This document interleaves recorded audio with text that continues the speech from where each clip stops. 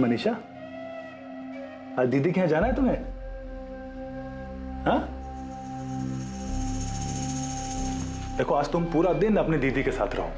मैं जब काम से लौटूंगा तो तुम्हें वापस घर ले आऊंगा। ठीक है। देखा मैं कितना ख्याल रखता हूँ तुम्हारा। अरे अब तो मुस्कुरा दो। मैं जल्दी से सब्जी काट देती हूँ, मम्मी जी को सिर्फ सब्जी चढ़ाना रहेगा। हाँ ठीक है। मनीषा बेटा, तू खुश है ना? मैंने हरीश से कहा है इतवार को वो तुझे पिक्चर दिखाने ले जाए।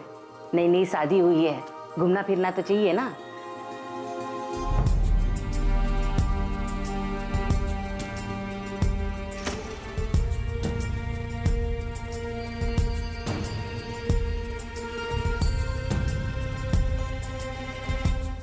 फिल्म का टिकट आज ही बुक कर लूंगा।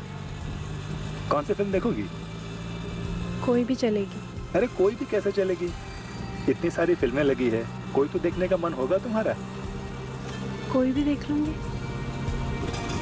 बस बस बस, चलो आओ। हरीश, हाय। मनीषा, एक काम करो, तुम जाओ, मैं 10-15 मिनट में आता हूँ, ठीक है? और उसके बाद वहां से काम पे चला जाऊंगा। तुम्हें पता है ना कंचन दीदी का घर? आगे से राइट लोगी, उसके बाद लेफ्ट लेना। लेफ्ट लेते ही पहला मकान है। ठीक है। पहुंच जाओगे ना?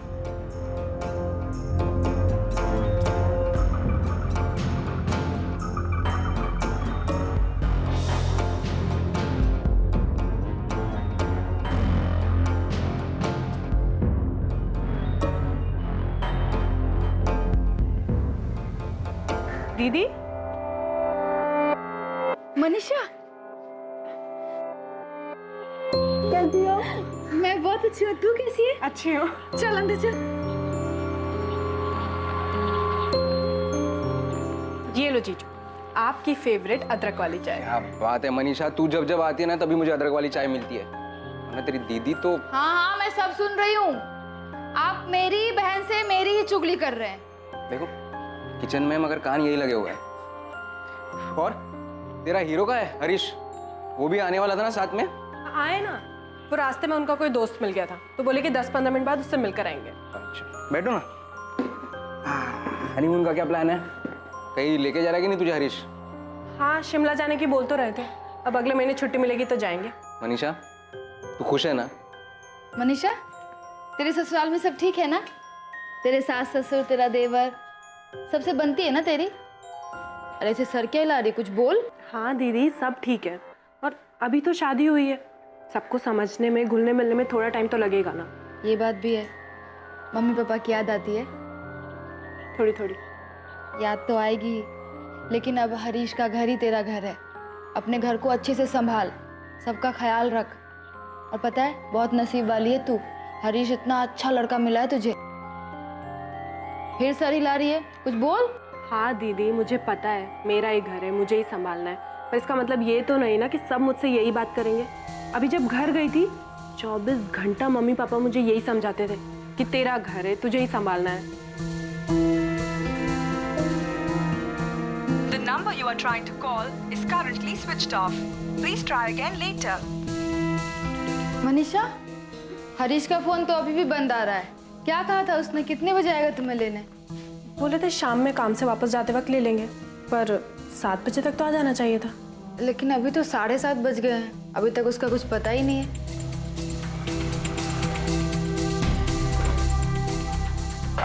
अमित, हरीश अभी तक आया नहीं मनीषा को ले जाने। क्यों? फोन करो उसे, पूछो कहाँ पर है। किया था, फोन अभी भी बंद आ रहा है। फोन बंद है? ये क्या हो गया हरीश को? सुबह में बोला था आऊंगा और आया ही नहीं। दोपहर में भी मैंने फोन किया था, उससे में भी फोन बंद था। कोई काम में अटक गया होगा। चल मनीषा, मैं तुझे घर छोड़ देता हूँ। बाय दीदी। बाय। ख्याल रखना। हाँ, ध्यान से जाना। हाँ।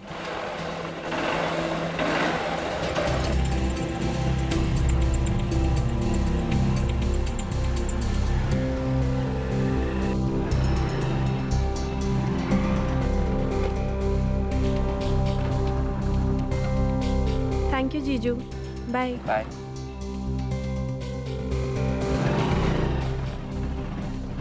पर मनीषा, हरीश रह कहाँ गया? वो तो तुझे कंचन के यहाँ से लेकर आने वाला था ना। पर वो आया ही नहीं, तो जीजा जी मुझे छोड़ कर गए। हरीश भैया का फोन भी बंद आ रहा है, लग नहीं रहा। उनका फ़ोन तो बहुत देर से नहीं लग रहा है। दीदी भी उन्हें लगा रही थी फ़ोन। सुबह कह कर गए थे कि 10-15 मिनट में दीदी के घर आ जाएंगे, फिर वहीं से काम पर जाएंगे, पर आए ही नहीं।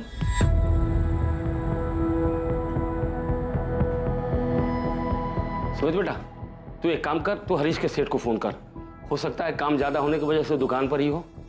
पर भैया अगर दुकान पे रुकेंगे भी तो भी अपना फोन क्यों बंद रखेंगे? अरे तू पहले फोन तो कर, फिर बाद में पूछेंगे कि उसने फोन क्यों बंद कर रखा है।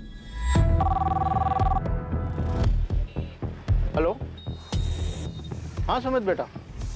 नहीं, हरीश तो आज सुबह से काम पर ही नहीं आया। 10:30 बजे मैंने दुकान खोली थी, तब से मैं भी उसे कॉल लगा रहा हूँ। लेकिन गौतम अंकल, हरीश भैया तो सुबह काम के लिए ही निकले थे। निकला होगा, पर वो आज पूरे दिन काम पर नहीं आया। पापा, गौतम अंकल कह रहे कि हरीश भैया आज दुकान पे गए नहीं। बेटा मनीषा, हरीश किस दोस्त के साथ गया था? नहीं हरीश से नहीं, मैं अगर हरीश को मिलता तो दूर से आवाज देकर भाभी से बिना मिले थोड़ी ना चले जाता। अरे कोई दोस्त था भी तो तुमने देखा तक नहीं वो कौन था? नहीं, वो बोल कर गए थे तुम दीदी के यहाँ जाओ, मैं आता हूँ। मैंने उस तरफ देखा ही नहीं। भैया अरशद भाई और योगेश भैया से भी नहीं मिले। अरे यही तो 2 दोस्त हैं उसके, अगर उनसे नहीं मिला तो फिर गया कहाँ हरीश? आपने अपने रिश्तेदारों से पता किया? शायद वहां गया हो। हाँ, सबसे बात कर ली। हरीश किसी रिश्तेदार के यहाँ नहीं गया है, लेकिन वो कहीं जाएगा भी तो अपना फोन बंद क्यों रखेगा? वो कल सुबह अपनी पत्नी मनीषा को उसकी बहन कंचन ठाकुर के यहाँ छोड़कर काम पर जाने वाला था। कंचन यही मंटू चौक के पास रहती है, पर ना तो वो काम पर गया और ना ही बहू को लेने उसके बहन के घर पहुंचा। आप हरीश का फोटोग्राफ और फोन नंबर और बाकी डिटेल्स दे दीजिए, हम पता करते हैं। और आप भी पता कीजिए कि कहीं गया हो और उसके फोन की बैटरी खत्म हो गई हो। साहब, वो कल सुबह से गायब है, फोन कहीं भी चार्ज कर सकता था। जी सर। और भैया ऐसे इंसान भी नहीं कि उन्हें कोई दोस्त मिल जाए तो वो अपना काम छोड़ के उनके साथ चले जाए। भैया के 2 ही खास दोस्त हैं, योगेश भैया और अरशद भाई, लेकिन इन दोनों में से वो कल किसी के साथ भी नहीं थे। हरीश ऐसे कैसे जा सकता है किसी दोस्त के साथ? ये अभी तक लौटा ही नहीं। मनीषा को कुछ नहीं पता कि कौन था वो दोस्त? नहीं पापा, मनीषा ने देखा ही नहीं कि किस दोस्त ने आवाज़ दी। वो सीधे मेरे घर आ गई थी। उसके बाद पूरे दिन पापा मैंने अपने फ़ोन से हरीश को फ़ोन किया, उसका फ़ोन बंद आ रहा था। ऐसा कैसे हो सकता है? कुछ गड़बड़ तो नहीं है ना कंचन? पता नहीं पापा, ऊपर से मनीषा के ससुराल वाले बार बार उसी से सवाल पूछ रहे हैं। यहाँ मैं और अमित भी परेशान हैं। समझ में नहीं आ रहा है कि ऐसे कैसे गायब हो गया, कहाँ चला गया हरीश? मनीषा और हरीश के बीच वहाँ सब ठीक तो था ना? उनके बीच कुछ ऐसा होता तो हरीश कुछ तो बताता ना। ऐसे गायब हो जाएगा क्या? और अभी 6 दिन पहले ही तो मैं मनीषा को भोपाल छोड़ के आया हूँ। उसने तुझे कुछ बताया था क्या? हरीश और उसके बीच कोई अनबन, कोई झगड़ा हुआ हो? नहीं, ऐसा कुछ नहीं बोला उसने। बल्कि वो तो ये कह रही थी कि अगले महीने वो हनीमून के लिए शिमला जा रहे हैं। सब कुछ ठीक था तो ऐसे अचानक हरीश कहाँ गायब हो गया? 15 अप्रैल 2014 ये वो दिन था जब हरीश को आखिरी बार देखा गया था। हरीश को लापता हुए 2 दिन बीत चुके थे, लेकिन हरीश की अब तक कोई खबर नहीं मिली थी। क्या यह घटना अचानक घटी थी या फिर इसकी साजिश पहले से रची जा चुकी थी? क्या हरीश का अपनी नई ब्याहता पत्नी मनीषा को उसकी बहन के घर भेजना उसी प्लानिंग का हिस्सा था? हम उस दिन सुबह दीदी के घर जाने के लिए निकले। उन्होंने रिक्शा पकड़ा और हम दोनों रिक्शा में बैठ गए। फिर उन्होंने दीदी के घर के पास रिक्शा रुकवाया। मनीषा, तुम्हें उस रिक्शा का नंबर याद है? नहीं।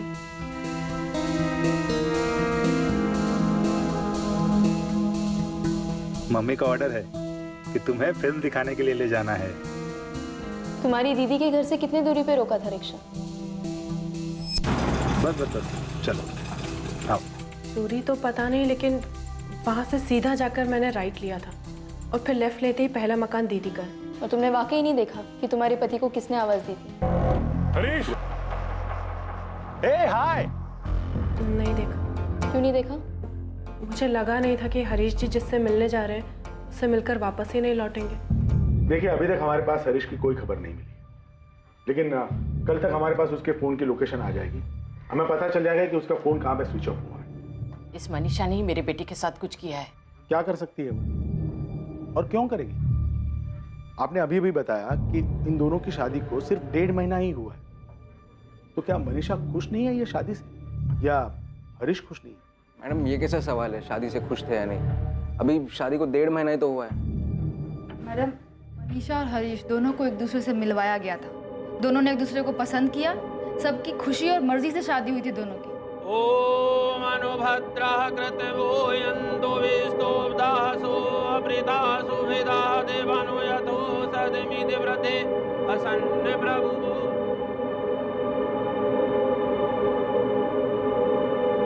मैडम मैं हरीश को पहले से ही जानता हूँ, दोस्त है वो मेरा। जब कंचन के पापा ने कहा कि वो मनीषा के लिए लड़का ढूंढ रहे तब मैंने उन्हें हरीश के बारे में बताया था, और मनीषा का रिश्ता लेकर हरीश के घर भी मैं ही गया था। मैडम सब कुछ दोनों की मर्जी से हुआ था। तो फिर क्यों अचानक हरीश किसी दोस्त को मिलता है और एक दिन ऐसे गायब हो जाता है? यही तो समझ में नहीं आ रहा मैडम। और ये बात तो गलत है ना मैडम, मनीषा के ससुराल वाले उस पर ही सारा इल्जाम डाल रहे हैं, जबकि उस दिन हरीश ने खुद उससे पूछा था कि अपनी दीदी के घर जाना है। मैं उस दिन सुबह बिस्तर ठीक कर रही थी, तब उन्होंने मुझसे कहा अगर तुम्हें अपनी दीदी के घर जाना है तो चली जाओ। मैंने कहा ठीक है। उसने ऐसा क्यों कहा? वो अचानक तुम्हें तुम्हारी बहन के घर क्यों भेजना चाहता था? पता नहीं मैम, मैंने पूछा नहीं। आपका बेटा हरीश खुद मनीषा से कहता है कि आज तुम अपनी बहन के घर चली जाओ, मैं काम पे जाते वक्त तुम्हें वहां छोड़ दूंगा और लौटते वक्त तुम्हें वहां से ले आऊंगा। तो आप ये कैसे कह सकती है कि मनीषा ने हरीश के साथ कुछ किया है? क्या मनीषा और हरीश के बीच में कोई प्रॉब्लम चल रही थी? साहब 1 मार्च को जबलपुर में मनीषा और हरीश की शादी हुई और 3 मार्च को वो यहाँ हमारे घर भोपाल आई। जब से मनीषा शादी करके आई है किसी से ज्यादा बात नहीं करती है, अपने में ही गुमसुम रहती है। घर का सब काम करती है, खूब हाथ बटाती है वो, और उसे देखकर ऐसा लगता है जैसे उसने मन में कुछ दबा के रखा है, बिना किसी भाव के बस निभाए जा रही है। यहाँ तक कि घर के हर एक सदस्य ने उसे अलग अलग पूछा कि वो ये शादी से खुश है या नहीं। मनीषा बेटा, तू इस शादी से खुश है ना?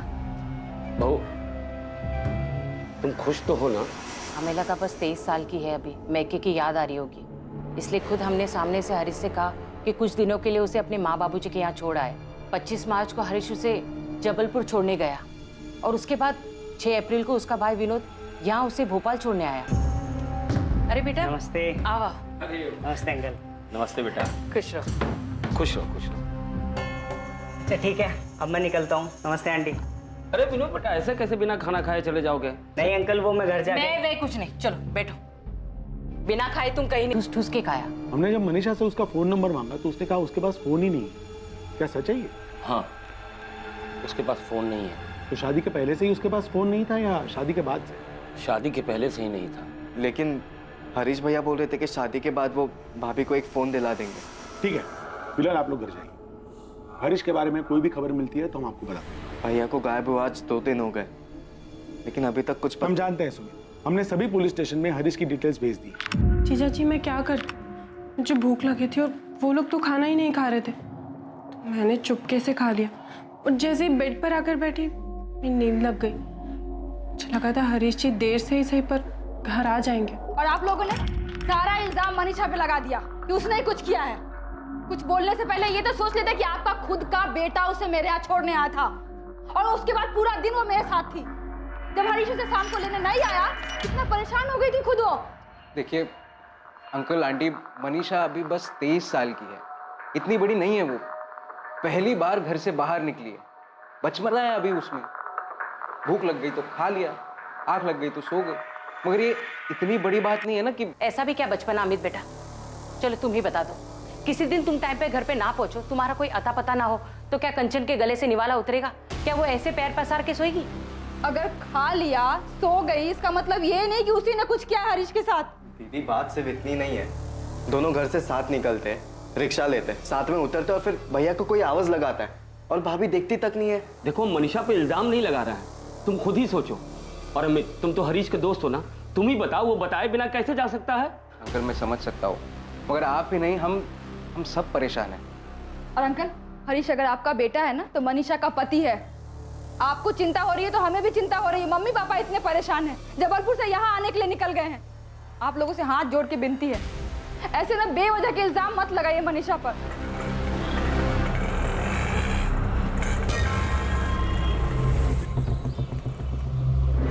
बिरजू। हाँ उस्मान भाई। अरे उस्मान भाई दिन भर में 10-10 सवारी आती है यहाँ, अब सबकी शक्ल कैसे याद रहेगी? हाँ पता है बिरजू, शायद किसी को तो याद होगा। हाँ, ये फोटो रख और मैं इन लोग को ये फोटो भेज दूंगा। पता करने की कोशिश कर कि ऑटो रिक्शा कहाँ का है। 15 अप्रैल सुबह 8 बजे की बात है। सुहान नगर से मंटू चौक की सवारी थी। ये हरीश राठौर है और इसकी बीवी मनीषा। हरीश राठौर ऑटो से उतरा, उसके बाद गायब हो गया। ये सब ऑटो वाले और यूनियन वाले से पता करके बताओ कि किसी ने उसे देखा है या किसी को याद है तो मुझे बताएं।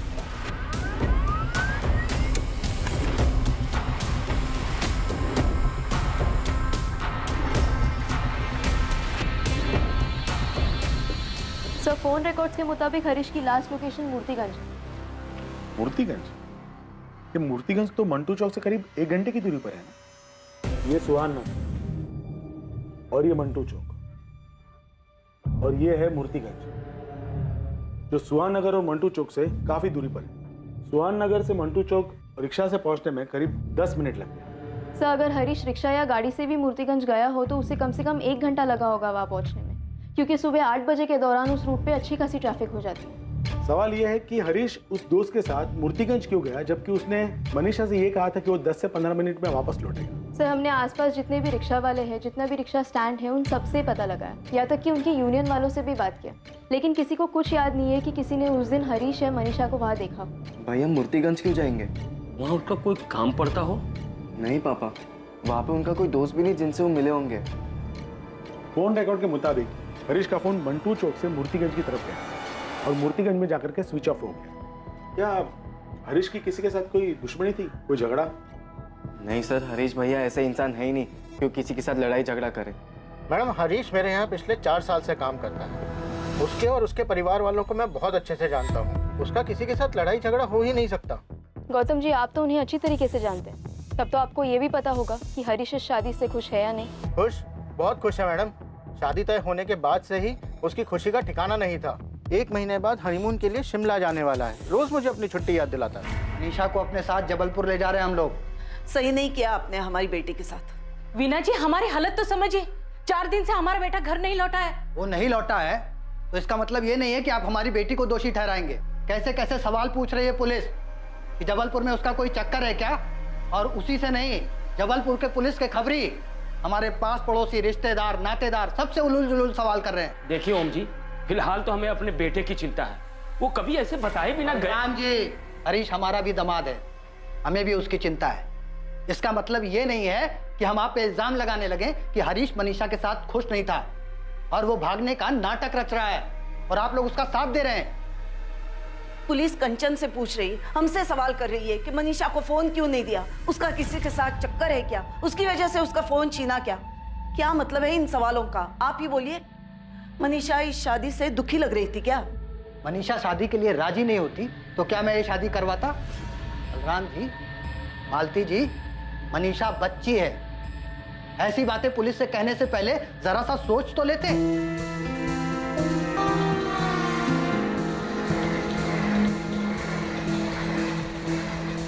मनीषा के माता पिता उसे वापस अपने साथ अपने घर जबलपुर लेकर आ गए। हरीश के पिता बलराम राठौड़ और उसका छोटा भाई सुमित लगातार पुलिस स्टेशन के चक्कर लगाते रहे इस उम्मीद में कि हरीश की कोई खबर मिले। उधर जबलपुर में मनीषा के माता पिता भी उससे पूछते रहे कि 15 अप्रैल को उसका पति हरीश किस दोस्त के साथ गया था, पर मनीषा के पास इसका कोई जवाब नहीं था। याद करके देख। मनीषा का परिवार जानना चाहता था कि क्या मनीषा और हरीश के बीच कोई झगड़ा या अनबन थी जिसकी वजह से हरीश इस तरह से अचानक एक दिन चला गया था। पुलिस हरीश के दोस्त योगेश वर्मा और अरशद खान से भी बार बार पूछताछ कर रही थी, पर हर बार उनका भी यही कहना था कि उन्हें नहीं पता कि हरीश कहां चला गया है। पुलिस ने हरीश की फोटोज और पोस्टर्स से भोपाल की अखबारों और दीवारों को भर दिया था, इस आशा में कि कहीं से हरीश की कोई खबर मिले। सुमित, हमने हरीश का फोन सर्वेलेंस पे डाल दिया। जैसे ही उसका फोन स्विच ऑन होता है हमें पता चल जाएगा कि उसकी करंट लोकेशन क्या है। सर, जबलपुर से कुछ पता चला कि भाभी का वहां पे? नहीं सुमित, ऐसा तो कुछ सामने नहीं है। हमने मनीषा की बहन कंचन और उसके पति अमित से कई बार पूछताछ की कि कहीं उनका तो कोई हाथ नहीं है हरीश के गायब होने में, लेकिन ऐसा कोई भी इंसान या मकसद सामने नहीं आया जिससे यह पता चल सके कि हरीश को मिलने कौन आया था जिसके बाद वो गायब हो गए। आंटी, मैंने अपने दोस्त से पता करवाया है, वहाँ जबलपुर में मनीषा के दूसरी शादी की कोई बात नहीं चल रही है। और वैसे भी वो दूसरी शादी कर भी नहीं सकती है, क्योंकि हरीश अभी तक सिर्फ लापता है और कुछ पता भी तो नहीं चला है कि वो अब। कंचन दीदी बोल रही थी हरीश जीजा जी के घर वाले उन्हें अभी तक ढूंढ रहे हैं। ढूंढेंगे ही ना बेटा, उनके घर का बड़ा बेटा गायब हुआ है, कोई छोटी बात थोड़ी ना है। मनीषा, हम तेरी सारी बात मानते हैं, सही है, पर बेटा हरीश को कोई परेशानी थी क्या? नहीं पापा, कोई परेशानी नहीं थी। हरीश से तेरी ठीक से बात तो होती थी ना, कोई मनमुटाव तो नहीं था? नहीं मम्मी, सब कुछ ठीक था। अमित, आप हरीश को 2-3 साल से जानते हो, कहीं ऐसा तो नहीं कि उसका किसी और लड़की के साथ या औरत के साथ? अमित, वो ऐसे कैसे जा सकता है? मैं अपनी खास टीम लगाता हूँ हरीश मिसिंग केस में।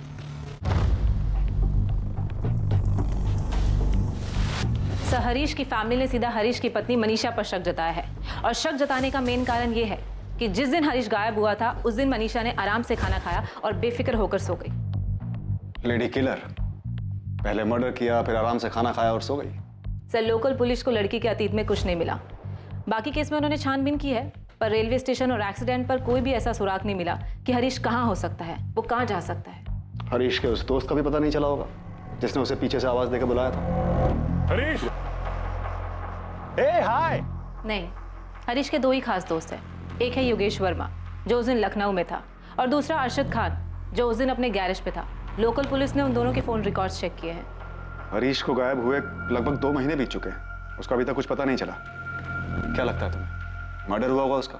सर, हरीश के बैकग्राउंड में ऐसा कुछ भी नहीं मिला जिससे ये लगा हो कि वो पहले से परेशान हो, मेंटली डिस्टर्ब हो या शादी से खुश ना हो, इसलिए सब कुछ छोड़कर भाग गया। हरीश की इमेज बहुत ही सीधे साधे आज्ञाकारी बेटे की है।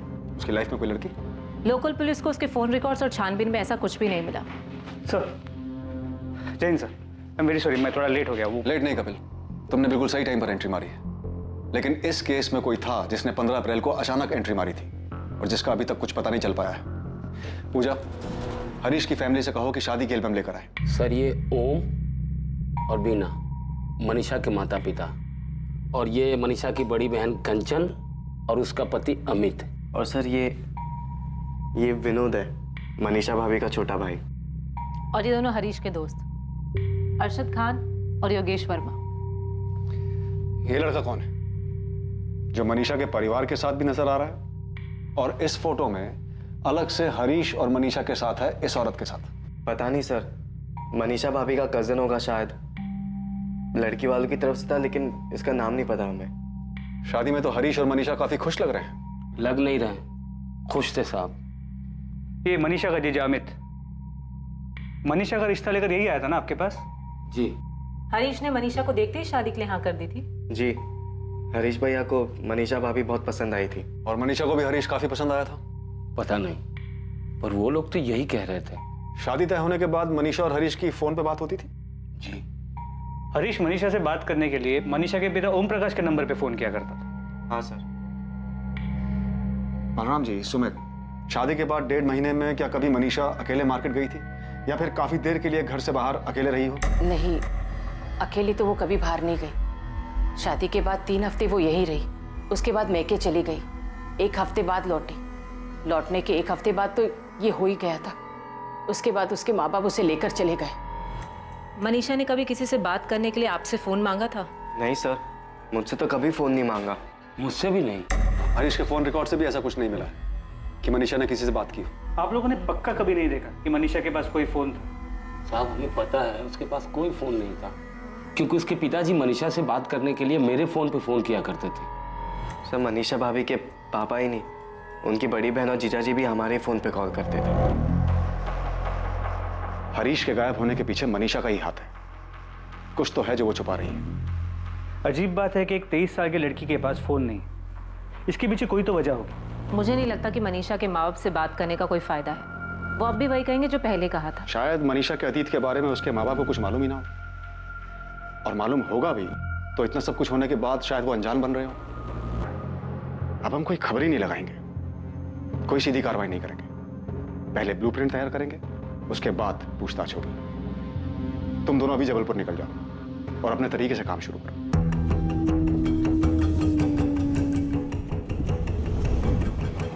क्राइम ब्रांच की टीम ने हरीश मिसिंग केस को हल करने के लिए एक अलग तरीका अपनाया। क्राइम ब्रांच की टीम जबलपुर पहुंची, पर उन्होंने किसी से कोई सवाल जवाब नहीं किया। क्राइम ब्रांच की टीम ने मनीषा के पिता के घर के आसपास ही एक घर किराए पर लिया। शांति से, चुपचाप, बिना किसी संदेह को जाहिर होने दिए, क्राइम ब्रांच की टीम ने मनीषा और उसके पूरे परिवार पर नजर बनाए रखी। मनीषा की हर गतिविधि पर क्राइम ब्रांच के अधिकारियों की नजर बनी हुई थी।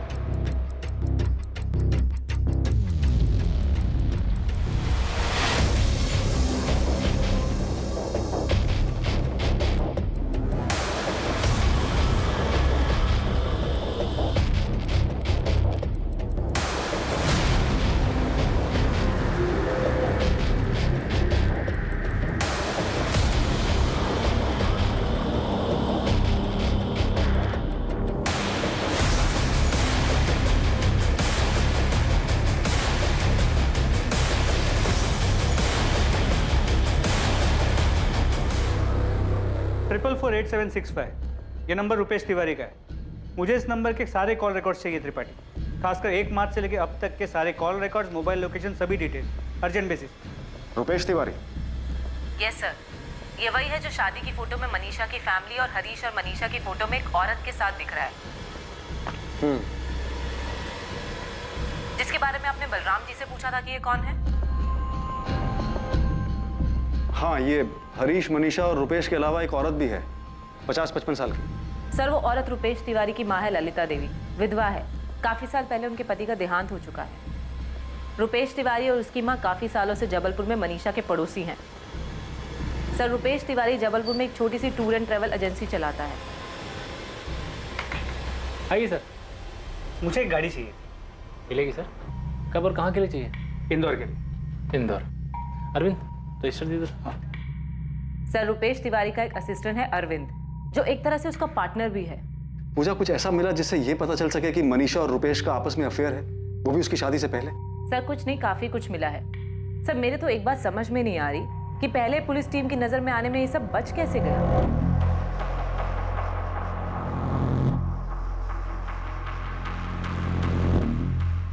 पूजा, इतनी साफ दिखने वाली बात नजरअंदाज कैसे हो सकती है? शायद इसलिए क्योंकि ये दोनों पड़ोसी हैं और एक दूसरे के घर आना जाना आम बात है। मनीषा बड़े आराम से कभी भी रुपेश के यहाँ जाती है, कभी प्रसाद लेकर तो कभी खाना लेकर, और ये हर दूसरे दिन की बात है। सर, रुपेश मनीषा के भाई विनोद का भी बहुत अच्छा दोस्त है। शायद इस वजह से भी किसी को उन पर शक नहीं हो। एक दूसरे के घर आना जाना मिलना आम बात है, सिवाय इसके कि ये दोनों सुबह पार्क में लवर्स की तरह भी मिलते हैं। सर, इन दोनों के हाव भाव को देखकर साफ पता चलता है। हम मनीषा के अतीत में कुछ ढूंढ रहे हैं, इसलिए कहीं हम जबरदस्ती तो इनका अफेयर नहीं बना रहे। हो सकता है कि ये सचमुच में सिर्फ पड़ोसी हो। नहीं सर, मैं शर्त लगा सकती हूँ कि इन दोनों का अफेयर चल रहा है और इन दोनों के अफेयर के पीछे ही हरीश के गायब होने का राज छुपा है। इतना ही नहीं, मैं दावे के साथ कह सकती हूँ कि हरीश का मर्डर हो चुका है। सर, हमने बिल्कुल सही जगह पे निशाना लगाया। ये पक्का पहली टीम से छूट गया था। रुपेश तिवारी के फोन रिकॉर्ड्स में कुछ मिला है क्या? नहीं, कुछ नहीं है, फिर भी सब कुछ इसी में है। क्या मतलब? सर, ये मुझे पता है तुम्हें तुम्हारे सारे पैसे मिल जाएंगे और तुम कॉल मत करना, मैं करूंगी।